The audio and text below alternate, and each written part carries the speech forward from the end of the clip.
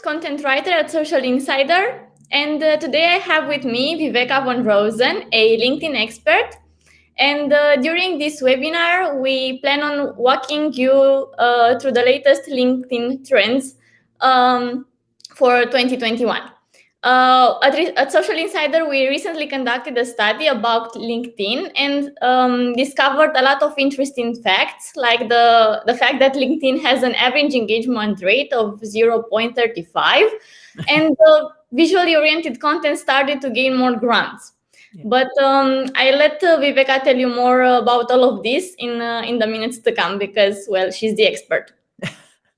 Viveka, thank you so much for being here today with us. My pleasure. I think it's evening for you. It's morning for me. So I love that we're able to cover the whole country, or the whole world practically. Yeah, that's awesome. So I'm very curious. As a LinkedIn expert for so long, how do you consider LinkedIn has changed over the last years in terms of brand's communication and the audience reaction to those changes?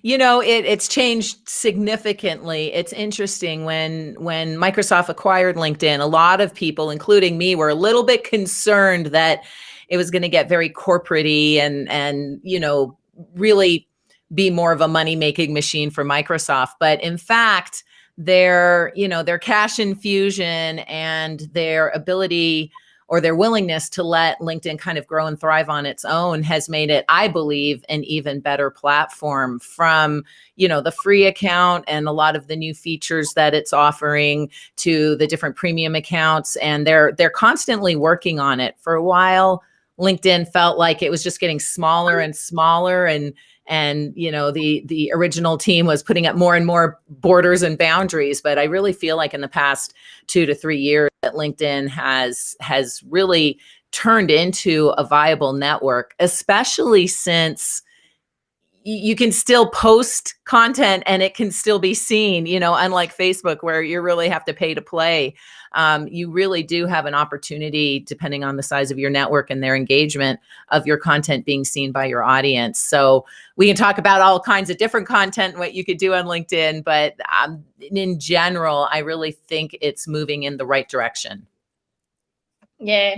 Actually, until recently, I wasn't, that active on LinkedIn, but since I discovered more its potential and what you can do and the platform can do, I'm totally falling for it, and now it's my favorite. Yeah, you know, it's interesting, and a dear friend of mine wrote me the other day and was like, "There's only spammers on LinkedIn. LinkedIn doesn't work," and I was just kind of like, "Dude, you can't." It's not the platform's fault that there are a bunch of spammers on it. And let's not even talk about spam, you know, with Twitter and Facebook and all the other spam, you know. Unfortunately, there's bad people out there. There's people trying to game the system. And yes, they will use any platform that they can possibly get and abuse the system. But that doesn't mean we should throw the system out. That it just means that we can ignore those people and do what's right on LinkedIn, as opposed to trying to game the system. Hey, Adina. Our fan number one, of course. Okay, so can you tell us what type of content do you consider that is most likely to generate more likes and comments? Because what everyone is all for. Sure. Pretty much whatever's new on LinkedIn is going to get the most engagement, because LinkedIn always opens up the algorithm to whatever's new. So, you know, a couple subscriptions. So a lot of folks, you know, we're writing long form articles, kind of like blog posts on LinkedIn, and LinkedIn was really promoting them back in like 2014, 2015. And then they just dropped it. They, you know, like if you wrote an article, you might get 5 views. I mean, it was really sad. And a lot of us thought, well, they're probably going to get rid of this feature. But instead, what they did was they morphed it into subscriptions. Now, not everyone has it. You have to go into where you usually share an update, and then you have to click on the article icon, or if you're on your mobile device from the bottom, plus sign, click on the article icon. Actually, I don't think you can do articles from your mobile device, so scratch that. And then once you're there, you'll know if you have an opportunity to write a newsletter and get those subscribers. And the cool thing about the subscriptions is not only does it post on LinkedIn, but LinkedIn sends it via email to everyone who subscribes. And it's almost like LinkedIn is serving up your newsletter. So it's a really, really powerful tool. So if you are already writing long form content, if you already have a blog, if you already have a podcast with show notes, if you've already got a vlog with show notes, then go into LinkedIn articles, click in there and see if you've got the newsletter option. It's super, super powerful. My friends who are using it, my company's not using it yet because I'm the only one who has it, but my friends who are using it are saying that it is by far the best mode of content that they have right now, that they are getting the most opens and the most engagement using those LinkedIn newsletters. But of course, it's not available for everybody. But check and see if it is for you. Another thing that's really, really powerful right now are polls, and they've been around for a while. And I don't know if LinkedIn kind of like dropped the ball and picked it back up, but I've just been teaching polls in classes recently, and my students are all like, oh my gosh, I can't believe, I got 1,000 views. I got 10,000 views. I did one the other day and got 60,000 views, which is the most I've had in years and years and years. I thought LinkedIn had forgotten who I was. So using polls is really, really powerful. And what I recommend to people is when you're creating a poll, write a poll that can give you something, right? So if you're actually looking to get audience feedback, obviously write your poll where the answers give you the audience feedback that you're looking for. But not only that, write a poll where the answers that the audience give you offer an opportunity to start a conversation with them. So like one of our clients was writing a poll there in the cyberspace arena. And so we were doing this exercise yesterday, and he wrote a poll saying, as you move back into your offices, with the end of COVID and people are moving back into their offices, what is your main concern? Is it your IT infrastructure? Is it moving, your IT, your security from the individual computers at people's homes back into the office? Is it making sure that your folks have the right security systems? Is it making sure that for flex workers that security is in both places, or is it something else? Any one of those answers, no matter what people answer, A, B, C, or D, any one of those answers is an opportunity for him to start a conversation about their product and service. So polls are great because they get a lot of visibility, especially if you use your hashtags. Not only that, they get engagement. People like clicking on the poll button, right? They like clicking on their answers and giving feedback. So you'll always get more engagement on a poll than you will on a regular post.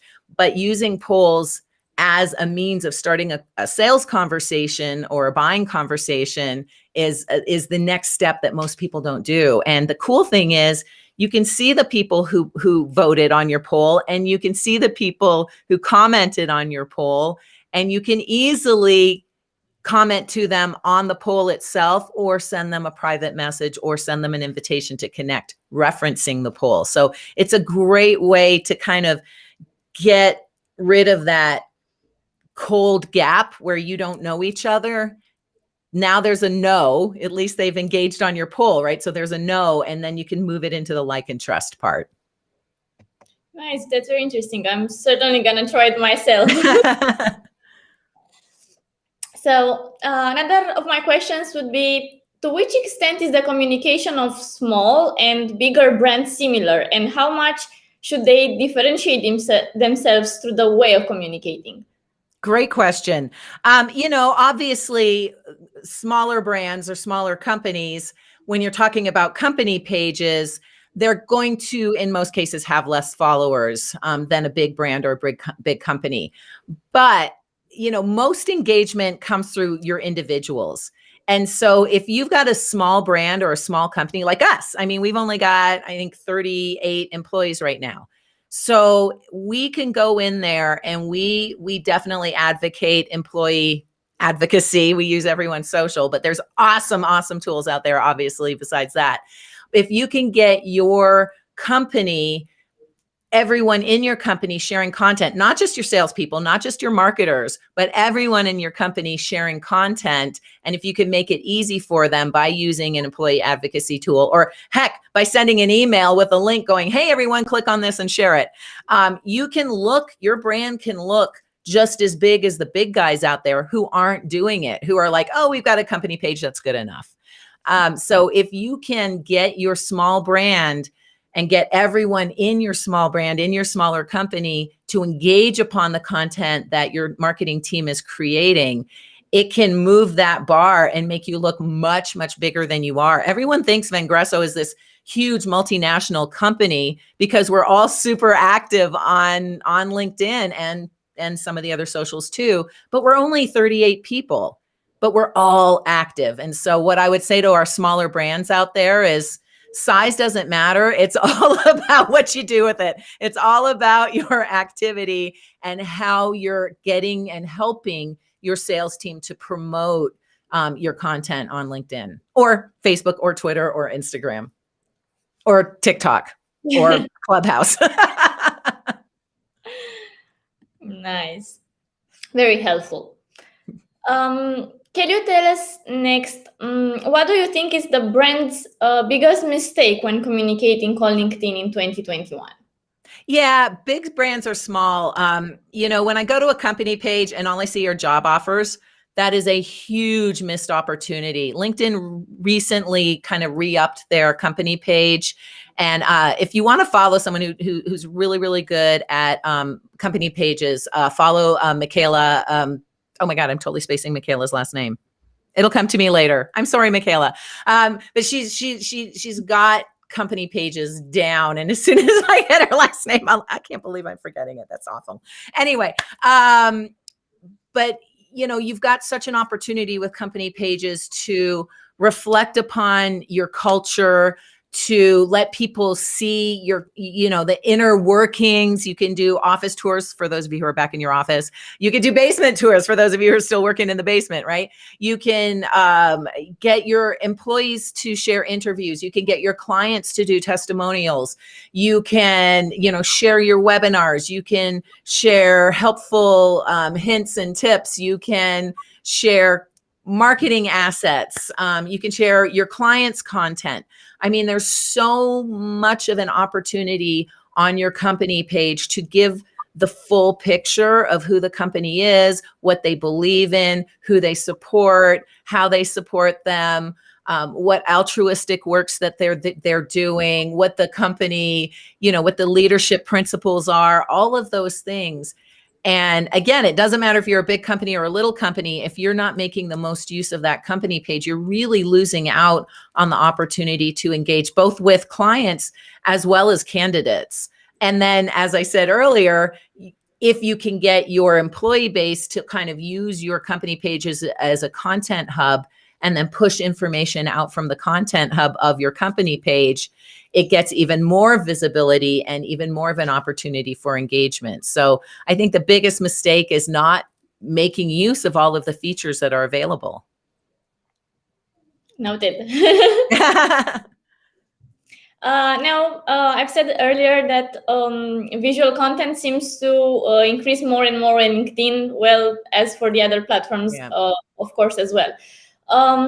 What can you tell us about this? How much do you think it matters on LinkedIn now to have a visual presence? Yeah, it's 100% necessary. Yes, we're moving back into hopefully more of a normal work situation. But what McKinsey did a study recently, back over Christmas, and with the B2B world, which is who we work with primarily. In the B2B world, B2B buyers were like, you know what? We kind of like it this way. We like not having to do on-site visits. We like not having to go to a conference every other week. We not like not having to spend 3 weeks out of the month at trade shows. We're kind of like into this virtual selling, virtual buying environment. So we're going to keep doing it. So even though, with the vaccines, a lot of the different countries are opening up now, you're still going to have a huge virtual element to buying and selling and doing business. And so that's where, to answer your question, that's why the brand is so important. A lot when COVID first started, like 16 months ago, a lot of companies said, okay, our only way of doing business now is via, the socials. So make sure you get on LinkedIn. Good luck with that. And what you had was a lot of people who were like, okay, I'm on LinkedIn. That's good enough. Or they got on LinkedIn for the first time and they uploaded their resume and they thought that was good enough. But the problem is that, of course, when someone Googles you, and our buyers are doing research, there's between 63 to 75%, depending on if they're B2B, B2C, et cetera. But a large, more than 2/3 of our buyers are researching us first before making that buying decision. And they're doing all the work, right? And so we need to make sure when they're Googling us, when they're searching for us on LinkedIn, that we are branded as powerfully as possible. And not just the salespeople, not just the marketing, the whole company needs to show up well. And so it's so crucial to have that good brand, from, background images at Vengresso. When we're launching a product, when we're launching a new service, when it's a holiday, when we're doing employee appreciation, we have banners, and we actually have a choice of banners for every kind of marketing cycle that we go through. And all 32 employees have to go in and choose one of the banners and update it, so we get that strong branding. And of course, it's reflected in our company page and our showcase pages, or our sub pages as well. So the background image is crucial. The marketing team can do it pretty quickly, and it's a great way to brand really, really quickly and really easily. And then doing things, visually. The other thing that's cool is LinkedIn just introduced video cover stories. So if you open up your LinkedIn app on your phone, you have to go to your phone first. After you've found it on your phone, you're good. But if you go to your phone and go to your LinkedIn app, go to your profile on the top right-hand side, and then click on View Profile. If you see a little orange plus sign where and of course I always open up settings because I got fat fingers. If you see a little orange plus sign right where your picture is, you have an opportunity of creating a 20-second video. So, and no other social that I know does this. So you've got your picture of your face, which is, and by the way, please make sure that your photo actually reflects what you look like right now. Like you might have longer hair, you might have shorter hair, you might have a beard, you might be 20 pounds heavier, you might be 20 pounds lighter, but make sure that your photo reflects what you look like right now. And then it goes into the 3 seconds of the video, kind of like a preview, and then people can click on it and see the whole advertisement. But what a great way for you to advertise your company with this 20-second video cover story. And that, I think, is a great innovation. So again, just go on your mobile device into your profile and see if you have that orange plus sign so that you can record that video. And then, of course, things like in content, adding PowerPoints or PDFs, and LinkedIn creates a carousel. Those get a lot of visibility and a lot of engagement. And, that visual aspect is huge. Infographics tend to get more visibility and activity. And of course, video. You now are able not only to, do LinkedIn Live if you apply for it and get it, which, by the way, LinkedIn Live will play on top of your banner image, which is also really cool once you get LinkedIn Live. You can also do native video and pin those videos to your featured section. If you go to my profile just Google LinkedIn expert. My LinkedIn profile will show up on the first page somewhere. But if you just go to linkedin.com/in/LinkedIn expert, it will also show up. But if you go to my profile, you can see where I've pinned videos and GIFs. And that activity in my featured section really draws the human eye. So that's really powerful. And you can now leave video messages in your private messaging as well. So there's a lot of great ways to use video and to use graphics and imagery to get the attention of your audience. I think the first time I saw this new feature that LinkedIn introduced, like with the video cover Story, profile, yeah, was your profile actually. Oh. I loved it. And I was like, oh, what's this? I knew I didn't know this. I'm going to try it. I like it. Yeah, it's such a cool, it's very much, it's very Instagrammy, right? So those of you who are super comfortable with Instagram, you're going to have no problem doing it. Our B2B salespeople are like, you want me to do a 20-second video? What? Okay, so we've seen visual is very important, but since LinkedIn is still a professional platform, what about articles? I mean, they do offer a lot of information, tips and tricks for a lot of industries and professionals. What kind of approach should they be written into? For long form articles and for long form posts.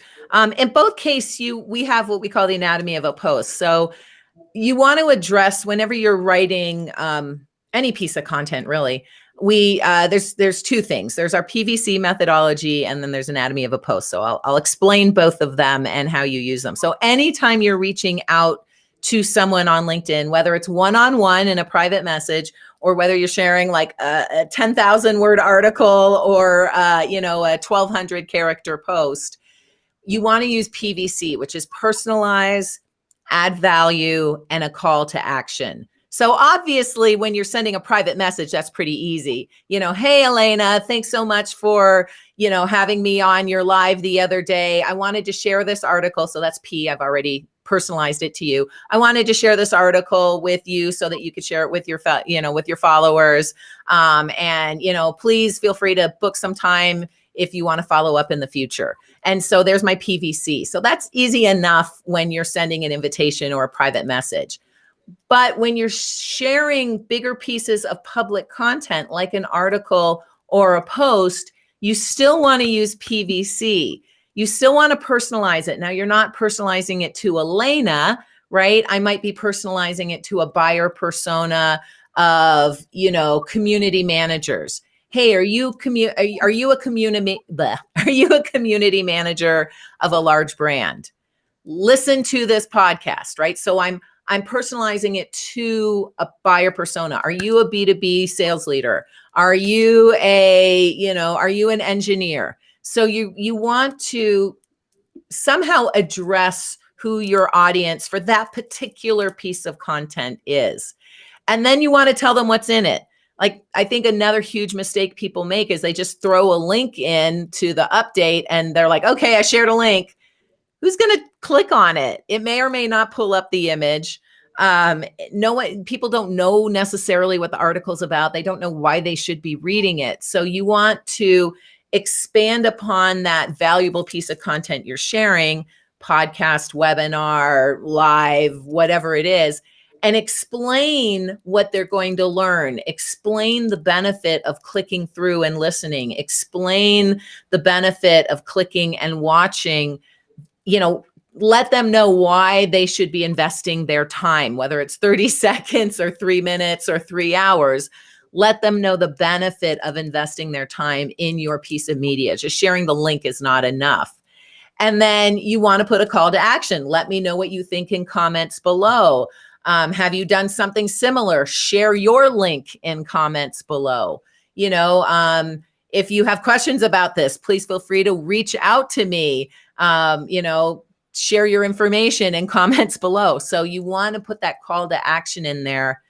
And then, of course, you want to utilize the visual aspects, things like hashtags, which might make it more findable. Things like emojis, at mentioning relevant people, all of those things can help your content become more visible and get more engagement too. Great. Yeah, hashtags are a thing now on LinkedIn as well, and they are worth trying. Yes. Now, can you tell us what do you think it's a brand's biggest mistake when communicating on LinkedIn? Yeah. Well, I've already mentioned, like, when brands are sharing content on their company pages, and it's only job offers or jobs available, that's you're losing out on 3/4 of your company's brand. But another mistake that people make, both companies and individuals working for companies, is sell. Like, the only content they share, if they're sharing more than just job offers, job descriptions, is they're like, buy our stuff, buy our stuff, buy our stuff, buy our stuff. And I think that's why my friend Jamie thought that LinkedIn was just a big spam bot and it wasn't worth his time, because everything he's getting in his inbox, buy my stuff.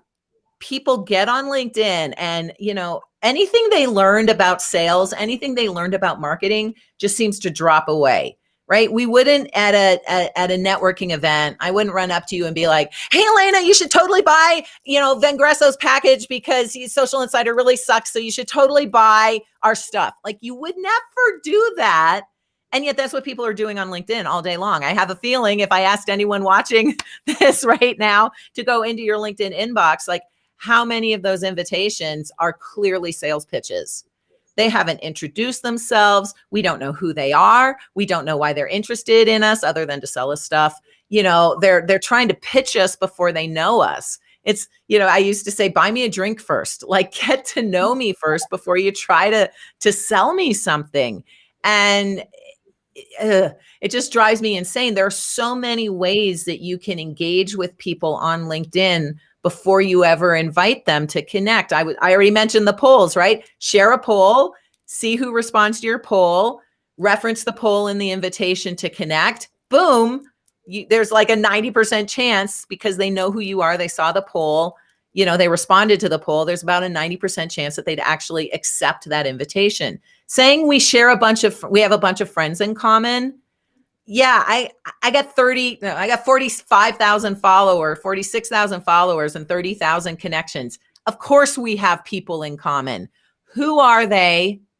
And why do you like them? And why do you think we should connect? Like, take the time. I think too many people try to automate the process of connecting on LinkedIn. You see these lead gen automation people. They're the worst, right? They're using their own process and they're the worst. I got one the other day. I share this in almost every interview I do, but I got one the other day that said, "Dear sir, I noticed you're in industrial cleaning products. If you want great leads just like this, make sure to respond." Like, first of all, not a sir. Like, not got all the parts. I am not a sir, right? Like, look at my picture at least before spamming me. Also, not an industrial cleaning supplies at all. Like, where the heck did that come from? And no, I don't want leads like that, because this is what makes LinkedIn bad. So it's really a quality over quantity game. And unfortunately, spammers love to game the system.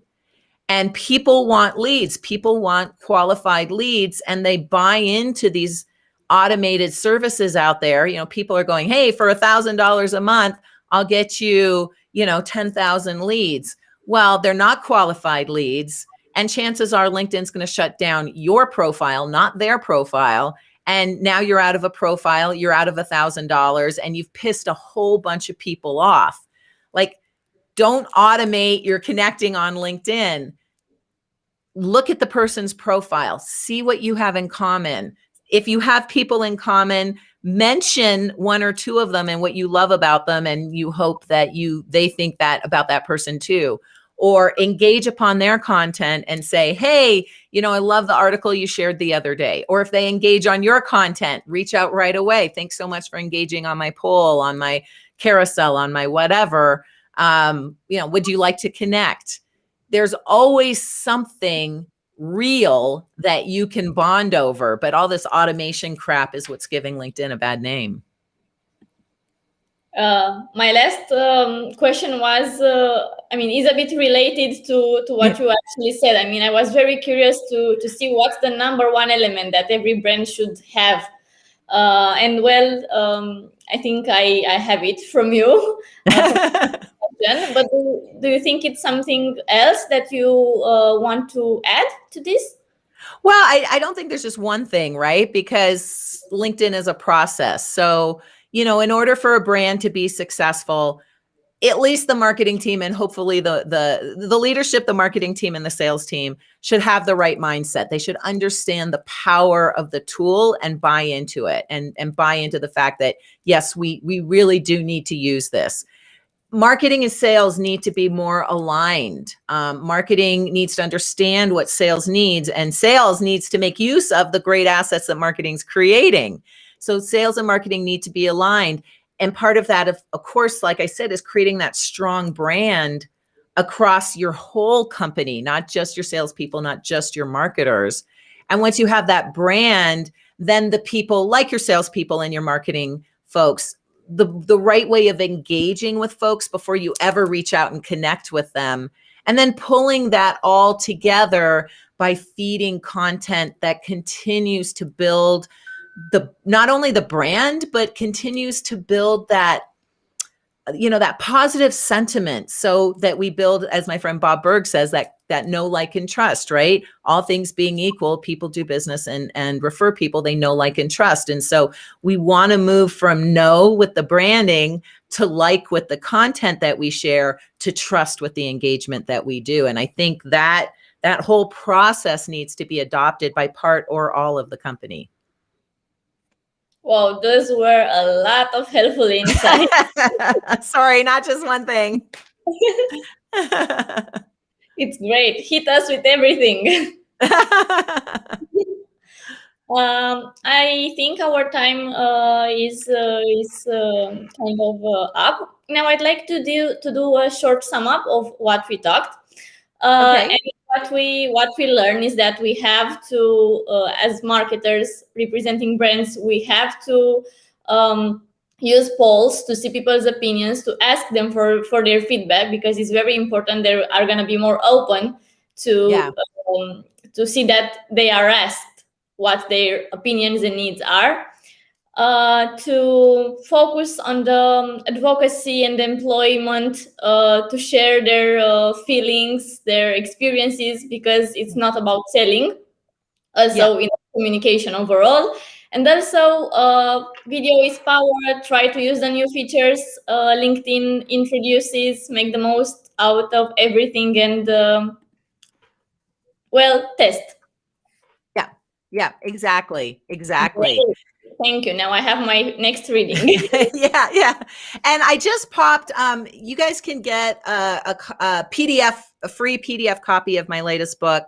Because there's really 101 things you can do on LinkedIn. So we just covered like 5, but there's really like 101 things. So I don't know, Elena, if you can share that with everyone, or if we can just pop it into notes later.